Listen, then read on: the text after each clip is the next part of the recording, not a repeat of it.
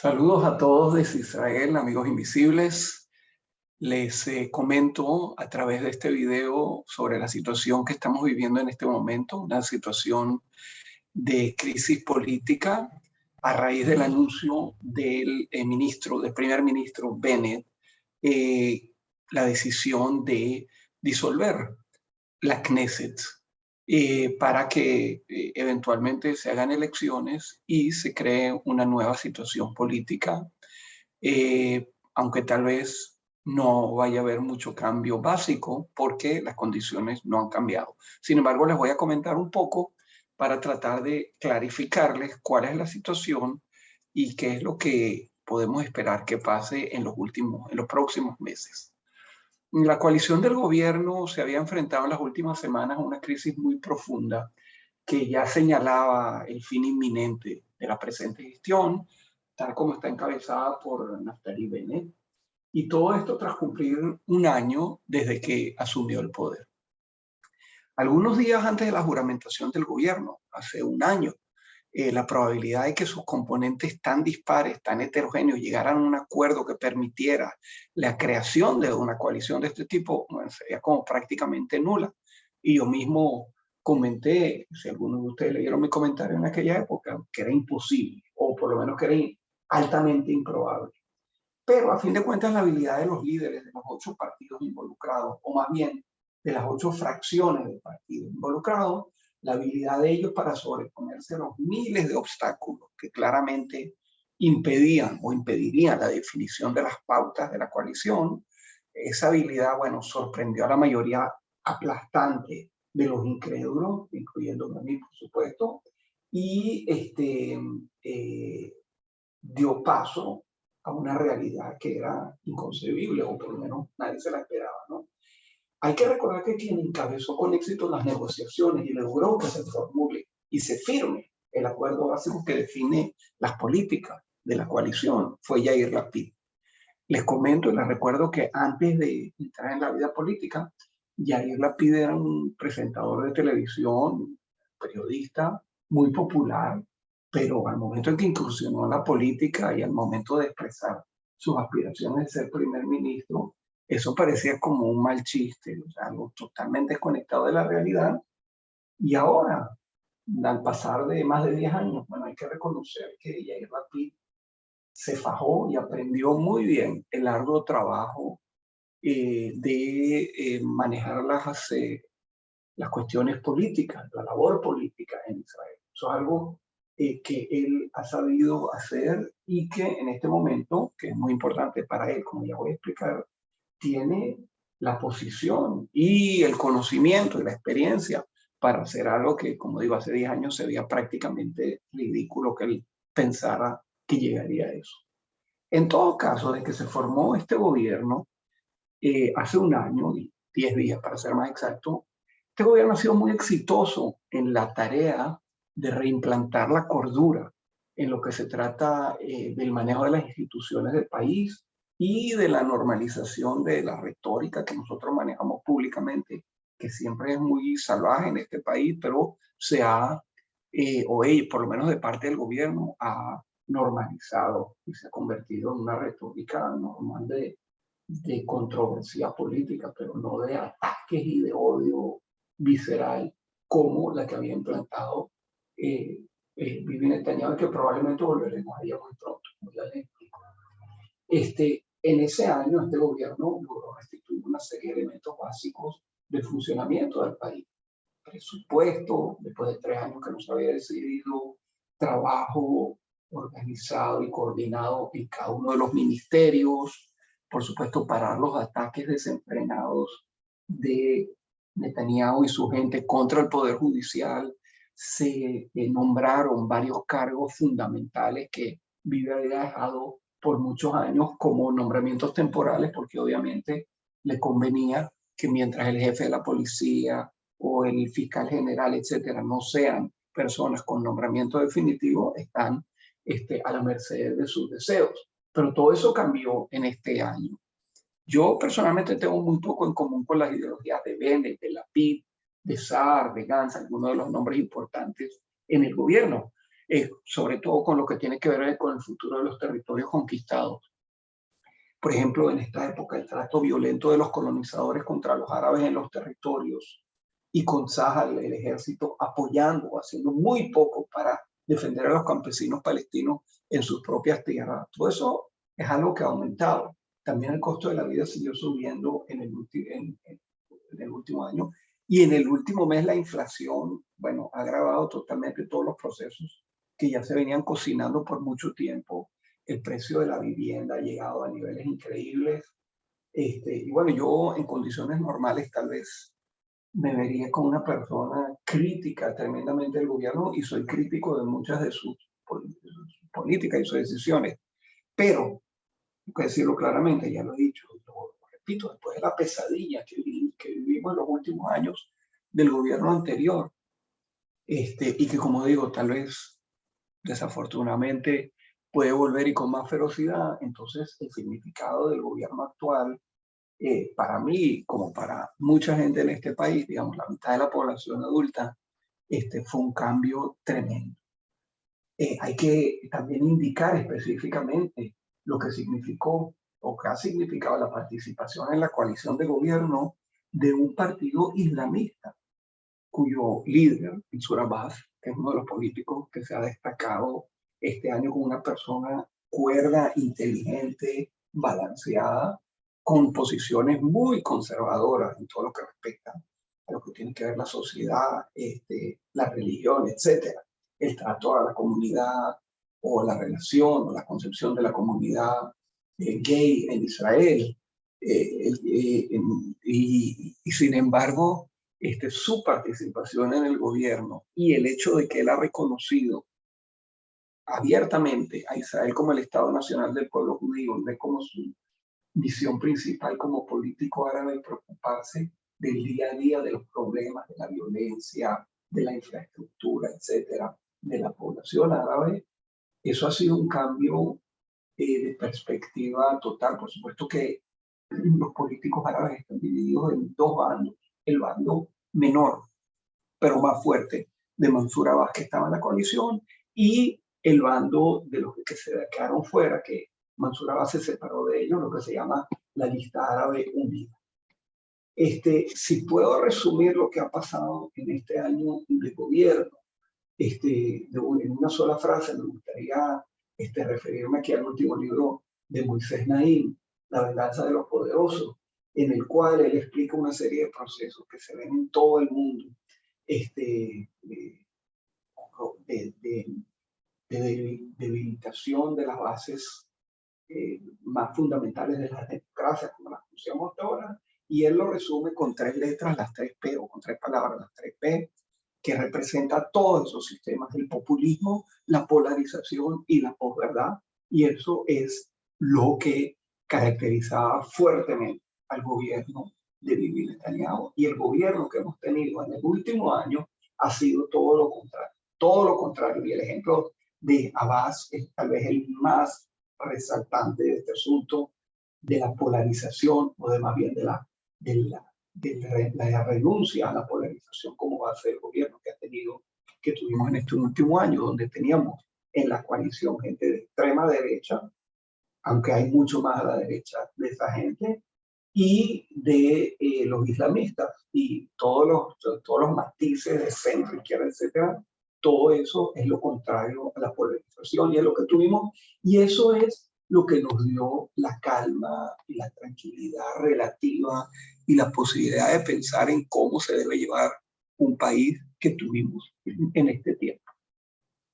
Entonces, yo quisiera por un momento mostrarles aquí algunos slides que les recuerden los procesos que vivimos, pero darles nombre y apellido para que tengan las cosas más claras, ¿no? Esta es la rueda de prensa en la cual Bennett y Lapid anunciaron la decisión, y bueno, se dieron todo tipo de complementos de uno del otro sobre el gran trabajo que han hecho y la amistad que se creó, etcétera.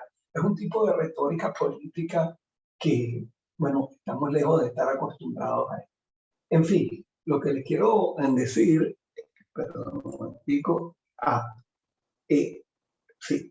Yo quiero usar 5 minutos para pasar a otro tema y luego volver acá. Porque en estas últimas semanas hubo un proceso en Israel, una casualidad, que fallecieron 3 personas muy importantes del ámbito cultural y que yo tenía pensado hacer una entrega sobre estas 3 personas, pero bueno, a fin de cuentas no la pude hacer porque siempre pasa algo más urgente. Sin embargo, me gustaría dedicar 5 minutos a hablar de ello por la siguiente razón, que es muy importante, que a fin de cuentas, cuando nosotros hablamos de política y cuando nosotros explicamos lo que pasó con este gobierno y lo que pasó con la coalición, etcétera, esas siempre son las cosas de hoy para hoy, debajo de la nariz, ¿no? Pero todos estos procesos políticos, a fin de cuentas, responden y manifiestan, a veces dirigen cosas mucho más profundas que tienen que ver con la sociedad en que vivimos. Y que estas 3 personas, de las que voy a hablar 5 minutos, reflejaron en su vida de maneras diferentes. Y que si ustedes entendieran la obra y la posición cultural y social donde están ubicados estas 3 personas, entenderían mucho más de lo que pasa en Israel o sobre lo que pasa en Israel que al yo explicarles lo que les voy a explicar hoy, que si tal persona votó a favor, que si tal persona votó en contra. Esa es la política a su más bajo nivel, pero la vida nuestra es una vida que es compleja y que tiene muchas dimensiones, y la dimensión cultural, la dimensión social es la que al final de cuentas expresa lo que es nuestra vida diaria y los procesos realmente importantes que se dan en este país. Entonces, como le dije, 5 minutos. El primero es este señor Uri Zohar. Uri Zohar era un actor, director de cine, una de las personas más importantes o más prominentes de la figura de la escena bohemia de Tel Aviv de los años 60 y 70, y que a final de cuentas definía lo que quiere decir la cultura secular ubicada en Tel Aviv o que se identifique con Tel Aviv, con otras zonas del país como los kibutzim, que son parte de lo que llamamos aquí el estado de Tel Aviv, que no es un concepto geográfico, sino un concepto cultural político. Y él era una de las grandes figuras de esa cultura, y a fin de los años 70 empezó un proceso de vuelta a la religión. A final de cuentas se volvió judío ortodoxo, y en muchos sentidos ese paso de él del mundo de la bohemia al mundo del judaísmo ortodoxo representa procesos que han pasado en este país que son fundamentales y muy complejos. Para decírselos más específicamente, Uri Zohar era el gran colaborador de Arik Einstein, que es el gran cantante, fue el gran cantante de la vida secular, de la identidad hebrea, del idioma hebreo de este país. Y bueno, si tuviera más tiempo, les hablaría más. Y bueno, justamente una semana después que Uri Zohar falleció, fue la boda de la nieta de ambos, porque tenían una nieta en común. Y esto es simbólico y representa tantas cosas profundas que han pasado en este país, que la muerte de Uri Zohar no las, o el fallecimiento no las puso otra vez, las trajo sobre la mesa, de cosas que han cambiado en este país de manera muy profunda. La otra persona es Modi Barón, que es una persona más joven, un animador conocido, un productor de televisión que ha hecho documentales súper interesantes. Y si ustedes vieran los documentales, lástima que no están traducidos al inglés, al castellano, porque viendo los documentales de Modi Barón se entienden tantas cosas sobre lo que ha pasado. Perdón. Sobre lo que pasa y ha pasado en este país, que, bueno, yo pienso que el que quiere entender lo que pasa aquí tiene la obligación de ver los documentales de las series de él, pero como dije, están solo en hebreo.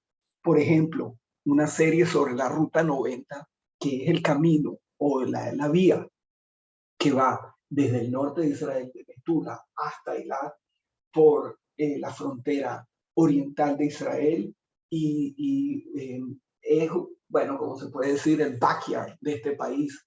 Y a través de entrevistas con gente que vive en cada uno de estos lugares, entendimos muchas cosas que nosotros conocemos, pero Modi Barón las puso muy en claro.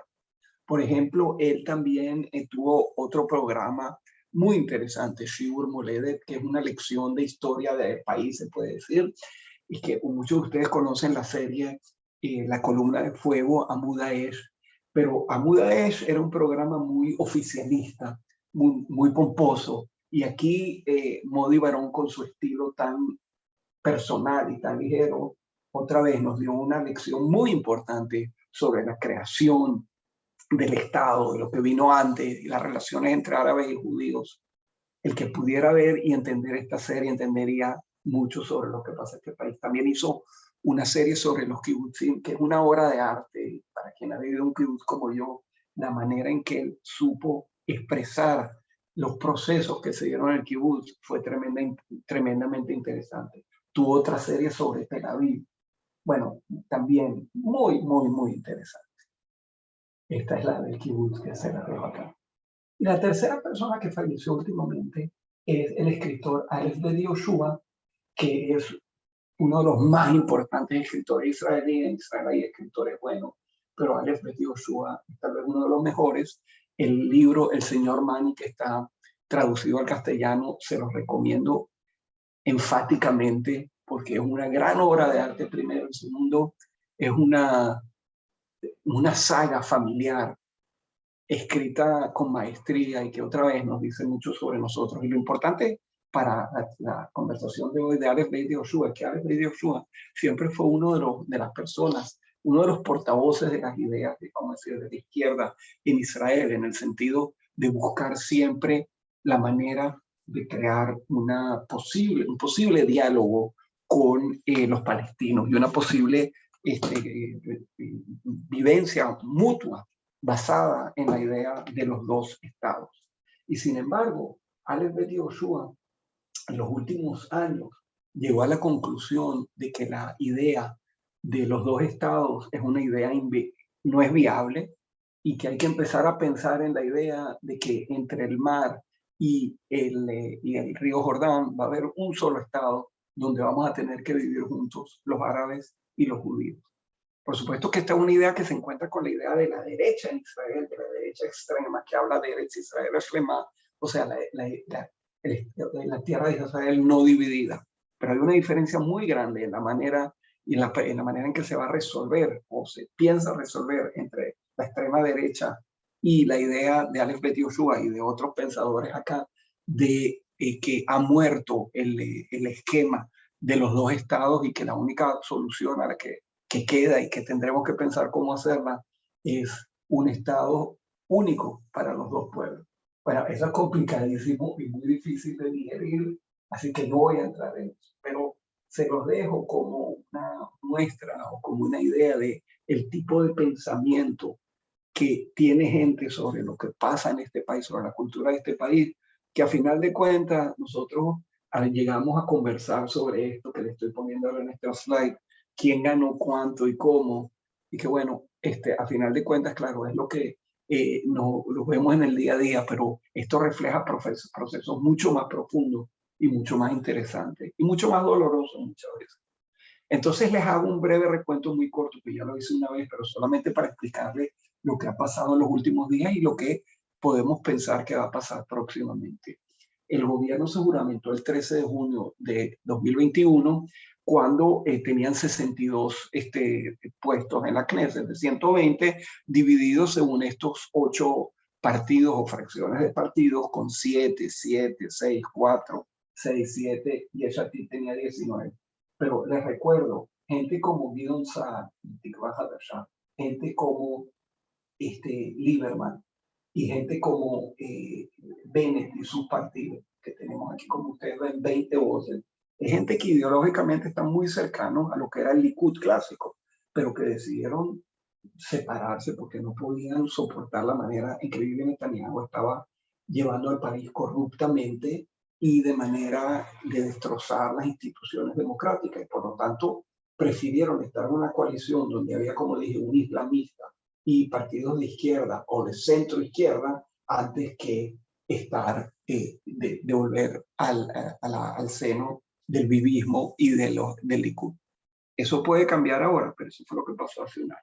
Entonces teníamos Yesh Atid con 19 mandatos. No voy a pasar otra vez por cada uno de ellos. Cajol Laván de Benny Gantz, que mucha gente pensó que estaba liquidado políticamente y de alguna manera llegó a los 8 puestos, a 8 posiciones. El Partido Laborista, dirigido por Merav Mijaeli, que ahora es ministro del Transporte.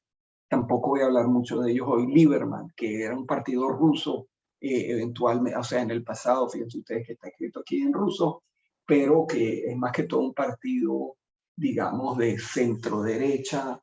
Se ha moderado un poco. Podría hablar de cada una de las personas que están acá, pero no es lo que quiero. Tikva Hadasha, que son ideológicamente muy a la derecha. Toda esta gente que ustedes ven acá, Saar, Elkin, Endel, Askel, y la ministro de Educación, Shasha Bitton, que en estos días está en graves problemas con el sistema educativo. El partido de izquierda Meretz, que ya voy a hablar también de una de las personas que ustedes ven acá, el partido islamista, que ya lo mencioné, y el partido Yemina, que es el partido del primer ministro y empezó con 7 votos, pero empezó el goteo hacia afuera hasta que llegamos a la situación de hoy. Y lo que pasó, bueno, ya empezó a pasar directamente antes de que se juramente el gobierno. Ya uno de los miembros, Amihai Shikli, que nadie lo conoce en este país, no lo conoce, probablemente ya prontamente se olvidará, ya amenazó que no iba a votar con la coalición y efectivamente cuando llegó la hora de votar por el gobierno, Yemina tenía 6 mandatos, o sea que no habían 62, sino 61, y con 61 se aprobó el gobierno y ahí empezaron a funcionar. En abril de este año empezaron algunos problemas, otra vez con Yemina. Aquí ustedes ven a Idit Silman, que es una de las personas que empezó a hacer problemas dentro de la coalición y decir que no, que esto no puede seguir así. La excusa era que el partido de izquierda Meretz dijo que hay que cumplir la decisión de la Corte Suprema de que no se puede revisar las carteras de las personas que entran a los hospitales en Pesaj para ver si tienen o no tienen Hametz. Entonces ella, que pertenece a una sociedad o a un círculo de gente religiosa muy activista, empezó a recibir presiones y amenazas a ella, a su esposo. Ella dijo, yo no puedo seguir más, yo me voy a retirar. Ante eso, o sea, fíjense ustedes, estamos con este gobierno que fue tan difícil de crear y entonces encontró esta idea de que por el Hametz ella se tiene que retirar. Y bueno, después de un ping-pong de ir y volver, se retiró y dijo, oye, ella no puede ser más parte de la coalición. Y entonces nos encontramos con un gobierno liderado por Bennett, por Bennett con sus 5 mandatos y un total de 60 personas. Y bueno, ya ustedes ven que de esa manera es muy difícil dirigir un país y ya era obvio que en algún momento iba a haber un problema y esto no iba a aguantar.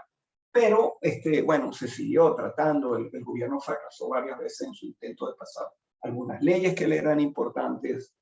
Y entonces apareció otra persona del mismo partido, este señor que ustedes ven acá, Nir Orbach, otra persona que no tiene ningún peso específico político importante y que entró en la Knesset gracias a que Bennett decidió escogerlo y decirle, tú vas a hacer esto, tú vas a ser parte del partido, vas a ser miembro de la Knesset. Y bueno, también a él le aplicaron una presión del lado de lo que nosotros llamamos Accionuta Dati, los religiosos, los sionistas religiosos, que ya voy a hablar de ellos porque son muy importantes para lo que viene. Y bueno, se encontró Yemina en una situación en que este señor todavía no ha decidido y no había decidido si iba a votar en contra o a favor, pero obviamente si votaba en contra en cualquier momento, el gobierno iba a caer porque tenía solamente 59 escaños. También en Meretz hubo problema con esta señora que ustedes ven aquí, Gida Rinawi Zuavi. También ella no tuvo ninguna figuración independiente antes de llegar acá a la Knesset y entró a la Knesset porque Nitzan Horowitz, el líder del partido Meretz, quería tener una mujer árabe entre los primeros puestos y bueno, escogió mal porque había otras mujeres con mucha más figuración dentro de la sociedad árabe que hubieran podido entrar, y ella prácticamente desde el primer día empezó a decir, no me gusta esto, no me gusta lo otro. Bueno, tiene todo su derecho, pero si no te gusta, entonces vete de la Knesset y dale tu puesto a una persona que sí cumpla o que sí esté contenta con la forma en que el partido que la nombró, porque ya no la nombraron a través de elecciones primarias ni nada, sino que la nominaron. Entonces, si no puedes, bueno, deberías haberte ido. Y por una serie de cosas bastante menores, estaba dispuesta a dejar todos los logros que se habían hecho para la sociedad árabe de Israel. Lo mismo le pasó dentro del partido islamista a Mansur Abbas con este señor Mazahin Ganaim, que es el jefe de una municipalidad árabe que quería ganar alguna popularidad dentro de ellos y empezó a hacer problemas y bueno, dijo que iba a votar en contra. Total que este gobierno, también en Cajol Labán, perdón, había Mijael Bitton, que era una persona con un pasado político bastante importante a nivel municipal, pero también él empezó a decir que no le gusta esto, no le gusta lo otro. Bueno, entonces ya se veía claramente que estamos ante esta situación de que el gobierno está sumamente inestable y la posibilidad de quedar por largo tiempo, entonces eso era imposible. O sea, se crearon tres procesos que era, dentro de los cuales era claro que el gobierno iba a caer. Uno de los factores es la agudización de las contradicciones y las tensiones internas entre los 8 partidos con sus respectivas agendas políticas, los ataques feroces, muy bien orquestados y exitosos desde su punto de vista de la oposición dirigida por Bibi contra lo que se veía como los eslabones débiles del lado derecho de la coalición, que ya los mencioné, para hacerlos retirar su apoyo a Bennett y a la coalición gobernante e integrarse eventualmente a una posible coalición alternativa de derecha que Bibi dirigiera.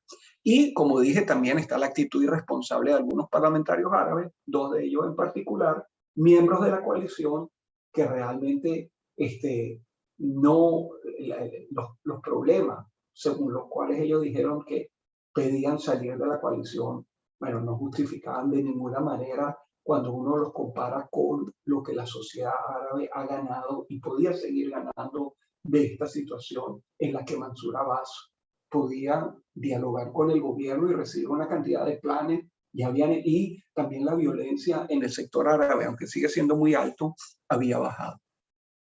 Entonces, se puede decir que el gran fracaso del gobierno que llevó a la caída fue el no frenar a Bibi debidamente. Y no se olviden que este es un gobierno que lo que tenía en común es lo que llamamos aquí Raclo Bibi, solamente no Bibi. Pero el gobierno falló en su intento de traer una decisión de ley que prohíba a un acusado de penas criminales de formar gobierno. Hay muchas razones por las cuales no lo hizo y en realidad ahorita en estos días que quedan para disolver la Knesset hay gente que está tratando de hacerlo, pero dudo que se reciba. Tampoco creó una decisión para una comisión investigativa de otro de los casos, tal vez el caso más grave en el cual Bibi estaba involucrado, que tiene que ver con la compra de submarinos en Alemania y que ahí hubo una corrupción tremenda y a final de cuentas no se creó esa comisión y por lo tanto un punto en el cual Bibi podía haberse visto en mayores estragos judiciales, a fin de cuentas no pasó. Y por otro lado, tampoco se creó un ambiente donde se estimulara la presión pública para que se llegue a un acuerdo de culpabilidad entre la Fiscalía y Bibi, donde Bibi saldría sin cárcel, pero obligándolo a salir a la vida de la vida política. Eso es algo que se vislumbró, pero a final de cuentas no se hizo y desafortunadamente eso le ha permitido seguir a Bibi con fuerza y bueno, ahí estamos donde estamos. Entonces, dedico los últimos minutos a explicarles qué es lo que va a pasar ahora. Hay una posibilidad, o sea, ahora quiero decir, después que Bennett anunció ayer que se va a disolver la Knesset y pasó hoy una ley de disolución de la Knesset, pero esa ley, para que se haga efectiva, la pasó solamente en la primera vuelta, tiene que haber 3 vueltas y eso toma como una semana. Y en esa semana pueden pasar muchas cosas. Básicamente 2. Una que puede pasar es que se cree una coalición alternativa con la composición actual de la Knesset, sin votación, por supuesto, con Bibi a la cabeza, y eso querría decir que alguna de esa gente de derecha que mencioné que hicieron todo lo posible por alejarse de Bibi, tal vez ahora decidan volver y hacer un gobierno con él. Por muchas razones, yo creo que esto no es muy probable, pero no se puede saber. Creo que no va a pasar. Podría. Hay que hacerlo en los próximos 2 o 3 días, porque si no, no lo van a poder hacer. Y Bibi está trabajando, como él sabe, 24 horas al día para que eso pase. Ya alguna gente, como Ayelet Shaked, que no la pude mencionar por falta de tiempo, que es era la mano derecha de Bennett por mucho tiempo, pero se han separado, ella ya dijo que ella va a apoyar a Bibi en un gobierno en este momento con la misma composición de la Knesset, pero eso no es suficiente todavía, necesita más gente. Así que lo que se vislumbra son nuevas elecciones que por una serie de razones no podrían ser antes de fines de octubre o principios de noviembre, es por la fiesta judía y una serie de razones técnicas. O sea, así es como funcionan las cosas acá. Y Lapid, que es ahora el primer ministro de transición, seguirá siendo primer ministro de transición hasta que haya un gobierno, lo cual no sería antes de enero o febrero en lo máximo, o sea, lo más rápido. Tal vez sería mucho más tarde si hay otra vuelta de elecciones, etc. Entonces como primer ministro transitorio, bueno, esa es una posición que tiene ventajas y tiene desventajas, pero obviamente le hace un upgrade tremendo a nivel nacional e internacional, porque ahora ya está en la posición de primer ministro. Bueno, como dije, eso era algo que se veía como un mal chiste cuando hace más de 10 años él dijo que se metía a política, y bueno, ahí está. Y tiene posibilidades de ser ministro no solamente transitorio, depende de lo que pase en las elecciones, y en un minuto les explico cuáles son los escenarios posibles.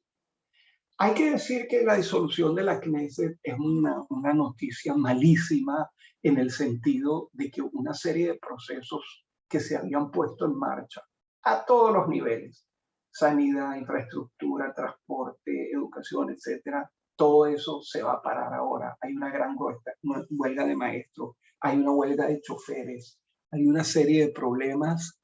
Y bueno, todas las reformas que se habían planeado y se habían puesto, puede a uno gustarles o no gustarles, pero eso es, como dije, es lo que había traído al país una vez más a un funcionamiento normal, más o menos. Todo eso se va a parar ahora. Y si gana Bibi, se va a parar mucho más porque no tiene ningún interés excepto atacar al sistema judicial. Pero si nos ponemos a ver la situación política básica, no ha cambiado mucho, excepto una cosa muy importante que ya, es decir, y los sondeos ya ponen bastante claro que los bloques que en Bibi lo Bibi siguen estando divididos cerca de 60-60. Claro, eso puede cambiar, no puede cambiar mucho, pero como se trata de un filo de la navaja, cualquier cambio sería significativo. Y tenemos que ver lo que va a pasar en las elecciones, pero es muy probable que volvamos otra vez a la misma ronda, que sí se puede hacer o no se puede hacer un gobierno, que si Bibi puede hacer, que si la oposición, lo que es ahora la coalición. En fin, no se sabe muy bien lo que va a pasar en enero y probablemente volvamos a esa vuelta infinita de la cual no vamos a salir. Sin embargo, hay una cosa que sí está clara, y esa tengo que decirlo para que sepan hacia dónde vamos. Y tiene que ver un poco con lo que dije de los procesos profundos que se pasan en este país. Y es lo siguiente, en cualquier caso, 60-60, 59-61 y todo puede cambiar, pero hay una cosa que ya sabemos ahora y que no va a cambiar. Y es el ascenso de la popularidad de estos dos individuos que ustedes ven acá, Itamar Ben-Gvir y Smotrich, Bezalel Smotrich. Son las dos personas más, o sea, son los líderes de lo que se llama el sionismo religioso, que no tiene nada que ver con lo que se llamaba el sionismo religioso de hace 15 o 20 años. Es la gente que tiene que ver con las facciones más extremas de los asentamientos, gente totalmente racista, violenta. Itamar Ben-Gvir, para que lo tengan claro, era la persona que apoyaba, la única persona que apoyaba abiertamente a Baruch Goldstein, que fue un médico judío que vivía en Hebrón y que en 1993 entró en una mezquita y acribilló por la espalda a 15 musulmanes que estaban rezando en la hora del rezo. y hirió a 35 más. Ahora eso ya se hace olvidar, pero ese es el tipo de persona con que tenemos acá. Él, una semana antes que asesinaran a Rabin, mostró cómo había arrancado el signo del Cadillac de Rabin y dijo, si llegamos al carro y al símbolo del carro, vamos a llegar a él. Él no estuvo envuelto directamente, según sabemos, en el asesinato, pero obviamente era una de las personas que estaba más cerca de todo ese movimiento que llevó al asesinato de Rabin. Y ellos tienen hoy el apoyo de entre 8 y 9 escaños. O sea, que ellos van a ser centrales en cualquier gobierno que Bibi pueda crear. Y eso no va a cambiar. Solamente si cambia es para más, porque tiene apoyo entre los jóvenes, sobre todo entre muchos jóvenes ortodoxos, que probablemente van a dejar de votar a los partidos ortodoxos y lo van a votar a él, a favor de él. Y además, las redes de televisión lo han vuelto el personaje más solicitado para entrevistas. Por lejos, nadie recibe más tiempo de pantalla porque tiene una labia excepcional y sus posiciones extremas se salen muy bien por televisión, muy claro, no duda nunca, y esta es una persona súper peligrosa. Entonces, para concluir, lo que quiero decir es lo siguiente, quiero decir 2 puntos. El primero, la campaña va a volver a ser sí Bibi, no Bibi, pero con una variante. Yair Lapid va a decir, y en realidad ya lo dijo hoy, votar a Bibi, votar a favor de Bibi, no es solamente recibir el viejo corrupto Bibi que ya conocemos, sino que es recibir junto con él a Ben-Gvir y a Smotrich.